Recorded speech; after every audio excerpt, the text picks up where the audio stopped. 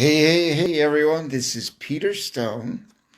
And I wanted to talk about luck, the science of luck, and life vibration, and keeping a positive attitude and high expectations, no matter what's going on. We can, people say, well, how do you know what your future is going to be? Well, you can create it, right? You choose to create your future. And I've read a lot of books, but this book is one. I actually bought like 20 copies of this book, and I put them in my library, in my offices, all over my houses, because I got pretty lucky. Um, it's really a mindset. It's a study. It's a believing in expectation, okay? That you're always lucky if you decide you are. So, this book that's out of print by a gentleman I met in this group of people on a ship in the Caribbean many years ago, and he was speaking. And his name's Peter Ragnar. And I got interested in his centeredness and his energy. He's really interesting guy, fascinating guy. And he's got the mindset of a monk, of a sage. He's just in his space. He's very comfortable in himself. And I know a lot of people aren't, and they are in other places. They have fear and they have doubt and insecurities, even though they have a lot of stuff. I even saw a post. And how do you live without stuff? Hey, Kenneth, how are you, man? Living without stuff, how do people do it? Well, I was chuckling at this post. I mean, when I was in Key West, I lived there for 10 years, and I had a rowboat. I had my 23-foot Mako. I had a captain's license, and I had my bicycle. And I had very little. I didn't even have a TV there. I lived right on the Garrison Bight. For quite a few years. I lived out at the Keys, a little bit north for a while. So I lived around Key West on Caroline Street, down next to the Mascot Bar where Jimmy Buffett used to go and hang years ago when it was the old Key West, not this polished spit and shine place. So back in the day. And I learned a lot about intention, about luck, about expectation, and losing doubt. And no matter what I was given, it always seemed like there were times that, I mean, I studied a lot of books for years, self-help books.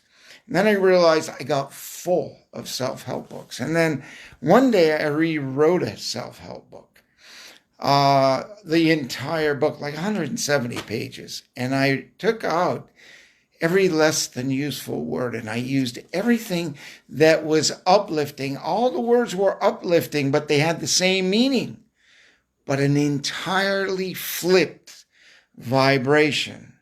There was no darkness. There was lack of light. There was never anything bad. There was lack of goodness. So all my words that I thought and I spoke elevated my energy. And then I found this book on a cruise, and I heard they were going to be closing this publishing company, and that all these books are going to be on sale. So I bought like 15 of them. I put them all around my house, and I wanted to see them because I read the book several times, and I wanted to be connected with that mindset at all times. And I wanted to bury any doubt, which is part of the key. So when you'll have doubt, I mean, it's ingrained, And it's with all of the less than useful stuff. And what I learned is to stack on positivity, stack on luck, stack on intention and expectation. And it's one of the most difficult things I've ever done in my life. But guess what? It's like a couple other difficult things. You follow the instructions until you actually become the instructions. It's like being one with. And when that happens, boom,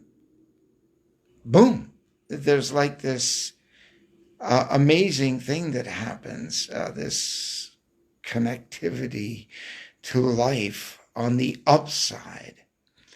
And it's, as they say, water rolling off the duck. So when we're given something, given challenges, especially like these challenging times, understand that on the upside, there's always an upside to this. There's always a big storm. I was doing a post with this woman this morning. I just answered her and I was like, you've been out in the ocean in your 28-foot sailboat and you've been out in storms. And I said, kind of like what's going on right now is like one of those storms. I said, it's not going to be any worse than that.